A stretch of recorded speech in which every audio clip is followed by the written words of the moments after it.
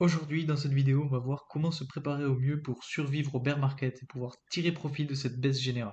Vous allez voir, il est possible de faire des profits même en période baissière. Cette vidéo va donc être ultra importante, elle vous permettra peut-être de saisir la plus grosse opportunité de ces 2 prochaines années sur le marché des crypto-monnaies.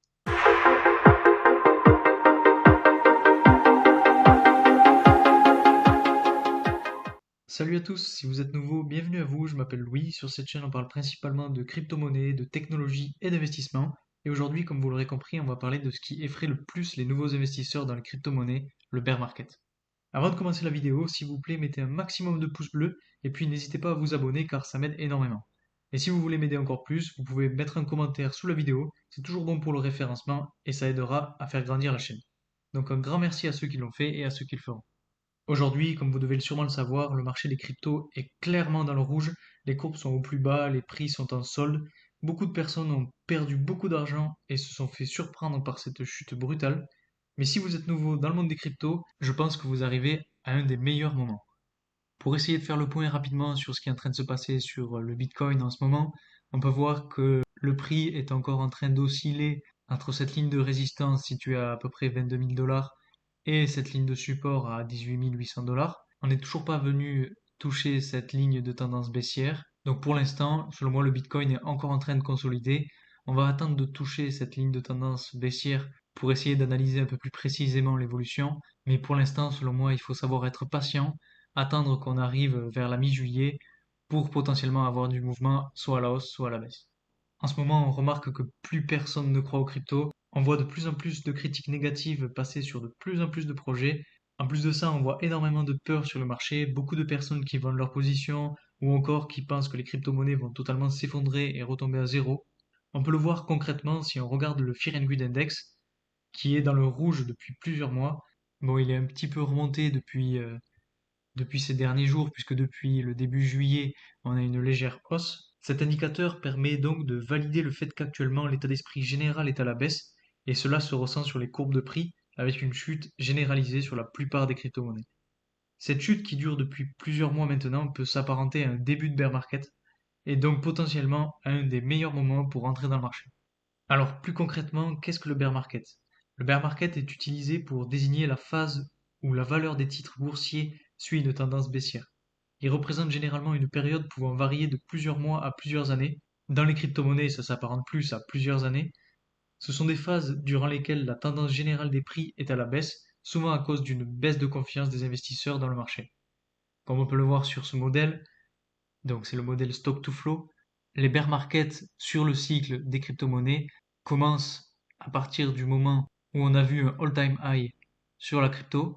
Donc si on prend le premier cycle, on peut voir que on est dans le vert avec une énorme chute, puis on repasse dans le bleu, puis dans le orange, et là on revoit une nouvelle montée et un nouveau all-time high.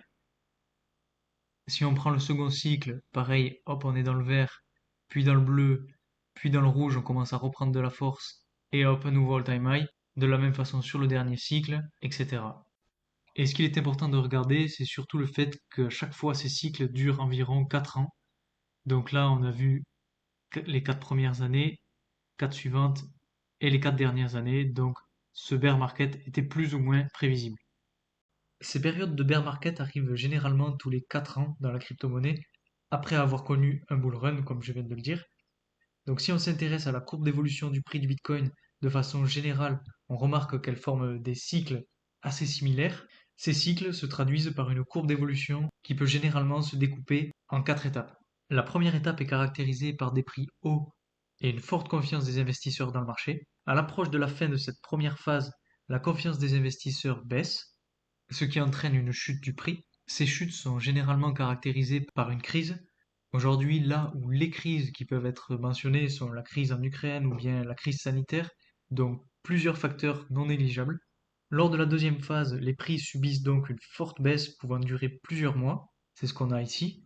Les rendements baissent donc eux aussi, et la plupart des indicateurs auparavant positifs signalent désormais une tendance baissière. La panique se fait donc ressentir de la part de la plupart des acteurs du marché. Les gens cherchent donc à vendre le plus vite possible leurs actifs pour minimiser leurs pertes et ne faisant donc ainsi que précipiter la baisse générale des prix. Ça s'appelle donc la phase de capitulation. Aujourd'hui, on se situe selon moi en plein dans cette phase-là. La troisième phase marque l'entrée des spéculateurs sur le marché qui anticipent une hausse future des prix, donc à ce niveau-là, et qui commencent donc à racheter des titres. On a donc certains prix qui commencent par conséquent à remonter puisque la demande augmente. Je pense que cette phase ne va pas tarder à arriver puisque si on s'intéresse à la courbe en particulier, on remarque qu'il existe une forte résistance aux alentours des 10 000, 12 000 dollars. Et c'est selon moi à ce moment-là que les plus gros investisseurs vont recommencer d'acheter en masse. Et il est quand même important de savoir que d'ores et déjà, la plupart des gros possesseurs de Bitcoin sont en train de racheter d'importantes sommes de Bitcoin. Ces Bitcoins qui sont vendus par les nouveaux investisseurs qui se sont fait piéger par la chute. Mais selon moi, quand on va arriver à 10 000 dollars, si on y arrive, on va sûrement connaître un rebond du prix puisque c'est là où tout le monde va se mettre à racheter. Pour vous expliquer rapidement, pour essayer d'illustrer, là on a le portefeuille de la troisième plus grosse whale du Bitcoin et on peut voir que voilà, depuis mi-juin, elle n'a pas vendu un seul Bitcoin et elle n'a pas arrêté d'acheter. Donc c'est plutôt encourageant. Et enfin, on a donc une quatrième et dernière phase dans laquelle la tendance générale des prix est plus ou moins stagnante, lorsque les bonnes nouvelles et les prix bas commencent à attirer à nouveau les investisseurs qui entrent à leur tour dans le marché, et ainsi la phase de bear market mène à une phase de hausse appelée le bull market. Alors maintenant, on va s'intéresser à comment devenir rentable en période de bear market. La stratégie que j'adopte est simple, c'est de faire du DCA. Pour ceux qui ne connaissent pas, c'est une stratégie dont je parle souvent sur la chaîne et qui consiste simplement à acheter à des intervalles réguliers. Comme vous pouvez le voir sur le graphique, les points rouges représentent les périodes d'achat et la ligne orange représente l'évolution du portefeuille. Le fait d'acheter à des intervalles réguliers permet de lisser l'investissement. C'est-à-dire que vous pouvez investir au plus bas comme au plus haut ou même au milieu de la courbe. De cette façon, si on part du principe qu'on est dans le bear market et que le marché a connu son point le plus bas, la courbe ne pourra que remonter et de la même façon votre portefeuille augmentera lui aussi. Bien sûr, il faudra du temps, des mois voire des années avant de reconnaître des sommets historiques, mais dans ce monde-là, il faut savoir être patient. Selon moi, si vous commencez à avoir peur, à écouter vos émotions, vous n'arriverez pas à faire grossir votre portefeuille et à être rentable. Dans ce marché qui joue constamment avec nos nerfs, il faut savoir être fort et savoir pouvoir lâcher toutes les applications de crypto, de trading, etc. Je pense qu'il est très important de pouvoir faire des breaks de temps en temps, de ne pas regarder son téléphone pendant quelques jours lors des périodes de grosses chutes pour éviter de se mettre le moral à zéro. Parfois, ça fait énormément de bien et ça permet surtout de prendre du recul sur la situation et de potentiellement prendre de meilleures décisions par la suite. Si vous commencez à céder à vos émotions, à faire des choix sous le coup de la colère ou de la peur, vous pourrez effectivement le regretter. Et c'est ce qui arrive généralement à tous les débutants et moi le premier. Mais après avoir vécu plusieurs bear markets, plusieurs grosses chutes, vous finirez par vous habituer et prendre conscience que tôt ou tard, le marché finira par remonter et c'est ce qui nous permettra ensuite de faire à nouveau des gros gains. Il faut donc selon moi établir une stratégie qui fonctionne et s'y tenir à la lettre et surtout savoir être patient. On remarque qu'en ce moment les gens ont peur et surtout les nouveaux investisseurs qui sont rentrés dans le marché au plus mauvais moment, quand tout le monde ne disait que du bien des cryptos et que le prix du Bitcoin était à environ 70 000 dollars. Aujourd'hui, ce sont tous ces nouveaux investisseurs qui n'ont pas d'expérience qui se sont fait prendre au piège et qui ont donc cédé à leurs émotions en vendant leurs cryptos rapidement pour perdre le moins possible. Le fait que tous ces nouveaux investisseurs aient vendu au même moment, ça a entraîné une cascade de liquidation. Toutes les personnes qui avaient mis des stop loss se sont fait prendre eux aussi, et c'est comme ça qu'on arrive à des moins 70 ou des moins 80% sur une crypto-monnaie. Et finalement, ça profite bien évidemment aux plus gros possesseurs de crypto qui rachètent en solde les jetons qui viennent d'être vendus. Comme on l'a vu rapidement tout à l'heure, la troisième plus grosse whale du Bitcoin n'arrête pas d'acheter et on voit vraiment son portefeuille augmenter de jour en jour. Si on regarde cette courbe d'évolution, voilà, c'est l'évolution de son portefeuille et il est en constante augmentation. Ça montre vraiment que d'un côté, ces plus gros possesseurs de Bitcoin manipulent et contrôlent plus ou moins le marché. Et donc ça a un effet exponentiel car plus elle gagne, plus elle achète et c'est comme ça qu'elle s'enrichit. Donc selon moi, le fait de suivre cet indicateur est très important puisque au final, si vous voulez pas vous casser la tête, vous avez juste à acheter au même moment qu'elle achète et à vendre au même moment où elle vend. La deuxième solution pour essayer d'être rentable dans le bear market, c'est de faire du trading sur des intervalles de temps plus courts. Vous pouvez donc parier à la hausse ou à la baisse en vous basant sur des tendances, sur des lignes de support, sur des lignes de résistance. D'ailleurs, si le trading vous intéresse, je vous invite à aller voir ma dernière vidéo dans laquelle je vous montre mon outil de trading préféré qui marche super bien et qui est totalement gratuit. Je ne vais pas non plus rentrer trop dans le détail pour la partie trading, puisque je pense que c'est une technique qui est très risquée et qui ne convient pas forcément à tout le monde. Il faut vraiment avoir une expérience assez forte sur la bourse, sur l'investissement, pour pouvoir commencer à faire du trading, pour pouvoir commencer à analyser les courbes, etc. Donc c'est pas la stratégie que je conseille pour les débutants. Mais en tout cas, si vous voulez commencer le trading, je vous conseille de bien vous renseigner avant pour éviter de tout perdre rapidement. Au final, le bear market est selon moi le meilleur moment pour faire des gains.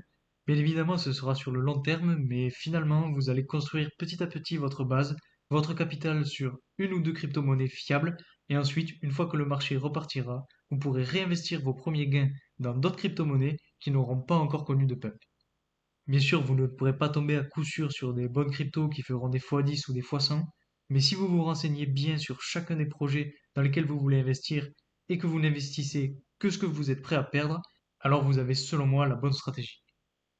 Voilà, maintenant qu'on a fait un peu le point sur ce qu'est le bear market et comment pouvoir être rentable durant cette période, c'est à vous de jouer, à vous de vous forger votre propre stratégie, à vous d'analyser les courbes de tendance, de vous renseigner sur les projets les plus prometteurs et surtout de ne pas céder à vos émotions.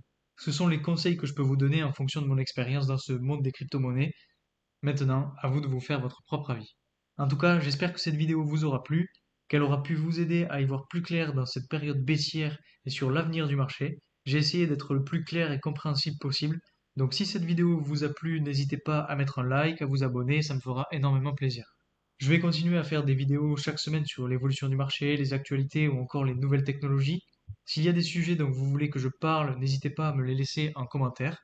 Et puis si je les trouve pertinents, je ferai sûrement des vidéos en lien avec votre sujet. Voilà, donc c'est tout pour aujourd'hui, et moi je vous dis à très vite pour une nouvelle vidéo. Salut!